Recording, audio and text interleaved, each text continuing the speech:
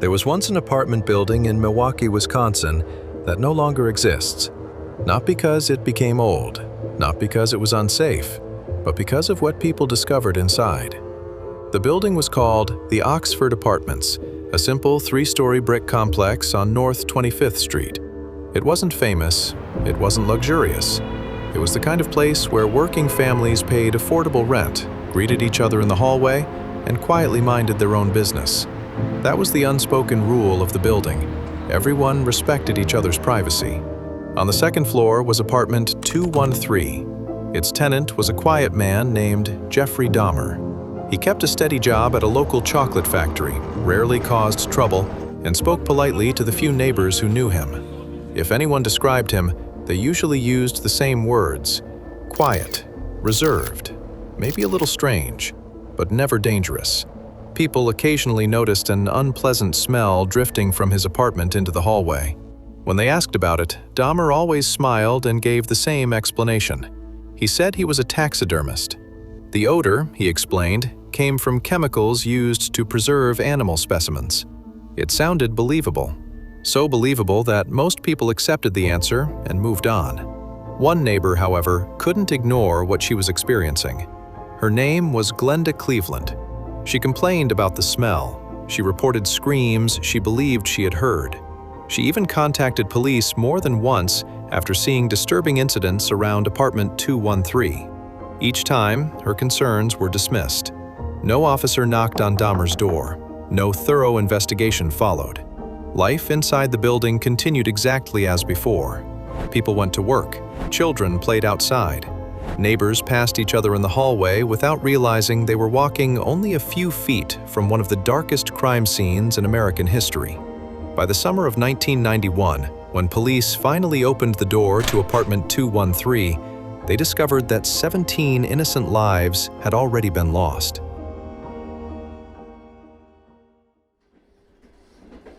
Long before the world knew the name Jeffrey Dahmer, he was just another boy growing up in what looked like an ordinary American family. He was born in 1960 in Milwaukee, Wisconsin, before his family eventually settled in Bath Township, Ohio. From the outside, their life appeared normal, but behind closed doors, his parents' marriage was falling apart. Arguments became routine, and the atmosphere inside the home grew increasingly unstable. As Dahmer grew older, something about him began to stand out. While most children were fascinated by sports or cartoons, he became obsessed with dead animals. He collected animal carcasses from the roadside. He cleaned bones. He experimented with chemicals to strip flesh from skeletons simply because he wanted to understand what remained underneath. His father, a chemist, occasionally helped him with scientific experiments, never imagining where his son's curiosity might eventually lead. Then came the summer of 1978. Dahmer was 18 years old. His parents had separated, leaving him alone in the family home for weeks. That isolation became the turning point. One afternoon, he picked up a young hitchhiker named Stephen Hicks. The two spent time together before Hicks decided it was time to leave. He never made it home. Years later, investigators learned that Hicks became Dahmer's first known victim. It was the beginning of a pattern that would continue for more than a decade. But what happened next may be the most disturbing part. Nothing happened. No investigation connected to Dahmer, no arrest, no headlines. He simply continued living his life. He enrolled in college, dropped out, joined the U.S. Army, worked different jobs, moved back to Milwaukee. For the next 9 years, Jeffrey Dahmer appeared to be just another quiet man trying to build an ordinary life. The world believed his story. No one knew that the first chapter had already been written. And in 1987, the killing began again. This time, it wouldn't stop.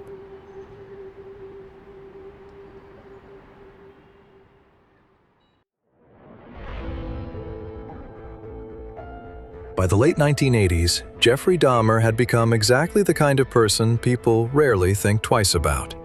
He had a steady job, he paid his rent on time, he avoided arguments with his neighbors. If someone passed him in the hallway, they usually remembered him as polite, if a little awkward. Nothing about him suggested that he was hiding one of the darkest secrets in American history. That ordinary appearance became his greatest disguise. In 1987, Dahmer moved into the Oxford Apartments on North 25th Street. Apartment 213 became the place where he would spend the next 4 years living a double life. Outside the apartment, he was just another quiet tenant. Inside, investigators would later uncover evidence that would shock even experienced detectives. Most of Dahmer's victims were young men he met in shopping malls, bus stations, bars, or around the neighborhood. Sometimes he offered money for simple photography work. Other times, he invited them over for a drink or promised easy cash for spending a little time with him. He never looked threatening. He spoke softly. He smiled. And that was enough to earn people's trust. Because the most dangerous people rarely announce themselves. They simply look ordinary. As the months turned into years, neighbors continued noticing the same strange odor drifting from apartment 213. When anyone asked about it, Dahmer apologized politely. Sometimes he blamed spoiled meat. Other times he said his fish tank filter had broken. The explanations changed, but his calm voice never did. People accepted the answers because they sounded believable. After all, nobody wants to imagine the worst explanation when an ordinary one seems possible. The complaints continued. Building management heard them. Neighbors talked about them. Even police received calls. Yet the door to apartment 213 remained closed. And behind that closed door, the truth grew more horrifying with every passing month. By the summer of 1991, the apartment had become one of the deadliest crime scenes America had never seen. It would only take one survivor to finally open the door.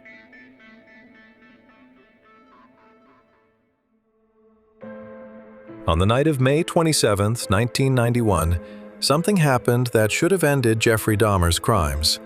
It almost did. 3 young women living near the Oxford Apartments spotted a teenage boy wandering outside the building. He was barefoot, barely clothed, confused, and clearly terrified. The boy's name was Konarak Synthesomphone. He was only 14 years old. The women immediately called 911. While they waited for police, they tried to help him. Moments later, Jeffrey Dahmer calmly walked out of the apartment building. There was no panic in his voice, no sign that anything was wrong. He told the officers the teenager was his 19-year-old boyfriend. According to Dahmer, they had been drinking together, gotten into an argument, and the boy had simply become intoxicated. It sounded convincing, at least to the officers standing there. Despite the women insisting that the teenager looked far younger than 19 and desperately needed help, the officers accepted Dahmer's explanation. They escorted both of them back inside, into the elevator, up to the second floor, and stopped outside apartment 213. One officer later admitted noticing a strange odor coming from inside, but after hearing Dahmer's explanation, he assumed there was nothing unusual about it. The officers left, the door closed, and Konarak was left alone inside the apartment. He did not survive the night. The tragedy became one of the most criticized moments in modern American policing, not because nobody reported what they saw, but because people did. The women called for help. Glenda Cleveland called again. They warned the police that something felt terribly wrong. Their warnings were ignored.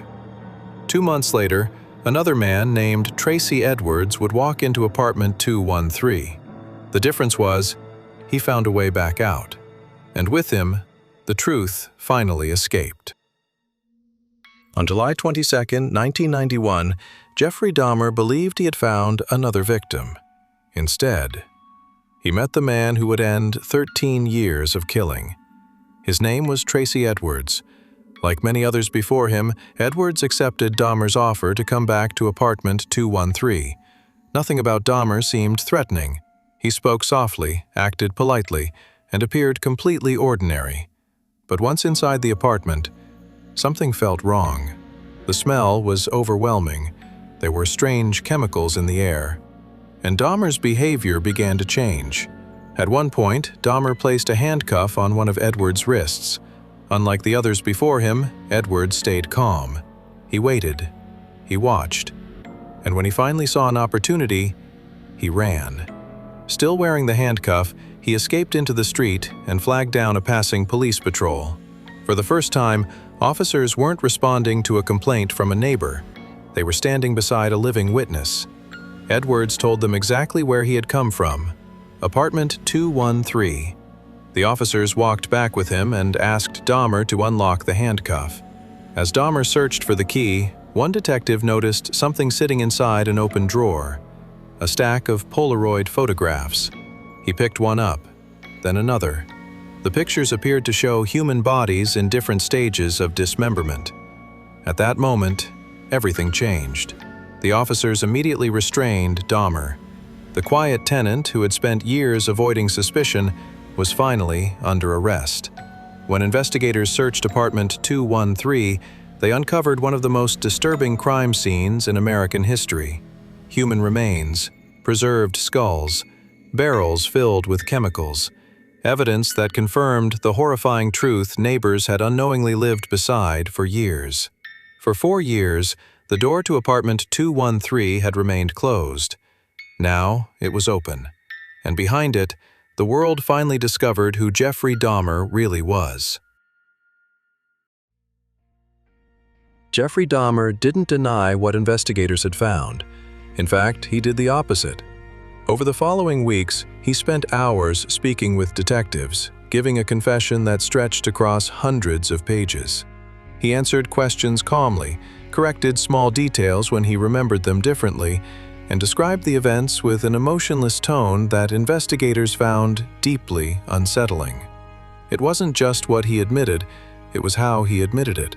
There was no anger, no panic, no attempt to blame someone else. Only the flat, methodical voice of a man explaining events as if he were reading from a checklist. Psychologists evaluated Dahmer before his trial, but despite extensive examinations, they concluded that he understood the difference between right and wrong. The court found him legally responsible for his actions. He pleaded guilty. He was sentenced to multiple consecutive life terms, ensuring he would spend the rest of his life behind bars. But his story didn't end there. In November 1994, after only 3 years in prison, Jeffrey Dahmer was attacked by another inmate during a prison work assignment. He died from his injuries later that morning. He was 34 years old. A year earlier, the Oxford apartments had already been demolished. City officials chose not to preserve the building, not to turn it into a museum, not even into a memorial. Instead, they removed it completely. Today, the land where apartment 213 once stood remains an empty lot. No apartment building, no monument, just an open space in the middle of Milwaukee. For many people, that empty lot represents more than the end of one criminal case. It is a reminder that warning signs were ignored. Neighbors reported the smell. Calls were made to police. People tried to speak up. But no one truly listened until it was far too late. Sometimes, the most disturbing places aren't abandoned houses or forgotten forests.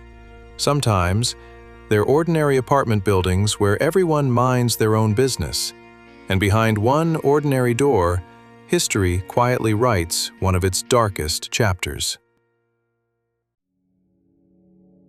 Today, if you visit North 25th Street in Milwaukee, you won't find apartment 213.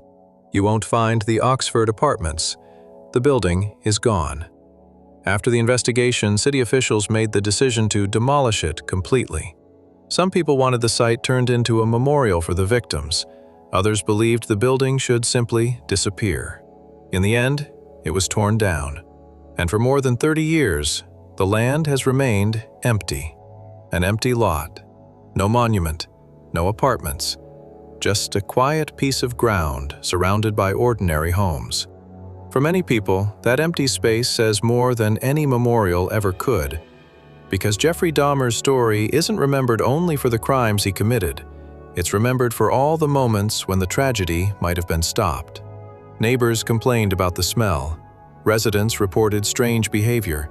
Glenda Cleveland repeatedly called the police because she believed something was terribly wrong. A frightened 14-year-old boy was even returned to apartment 213 after officers accepted Dahmer's explanation. The warning signs weren't hidden. They were seen. They were heard. They were simply not acted upon. Perhaps that's the most disturbing lesson this case leaves behind. Jeffrey Dahmer didn't hide behind a secret underground bunker. He didn't live deep in the wilderness. He lived in an ordinary apartment building. He went to work, paid his rent, smiled politely at his neighbors. He looked exactly like someone you wouldn't notice. And maybe that's why this case still haunts America decades later. Because evil doesn't always arrive looking like a monster. Sometimes, it lives quietly behind the apartment door you walk past every day. And by the time that door is finally opened, the silence behind it has already lasted far too long.